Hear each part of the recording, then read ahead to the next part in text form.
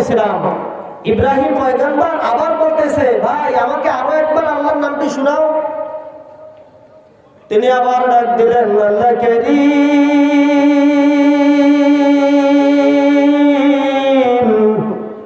আল্লাহ কারীম।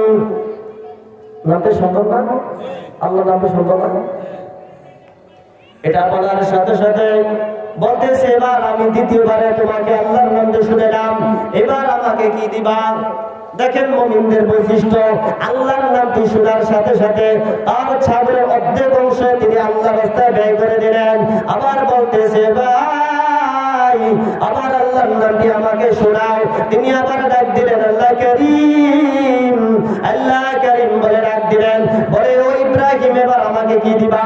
বলতেছে, আমার ছাগলের বাকি অংশ আমি তোমাকে দান করে দিলাম, আল্লাহর রাস্তায় দান করে দিলাম, আবার আমাকে শোনাও। ও যে ফেরেশতা আবার আল্লাহর নামটি বলে ডাক দিলেন, আল্লাহ কারীম, আল্লাহ কারীম বলে ডাক দিয়েছেন।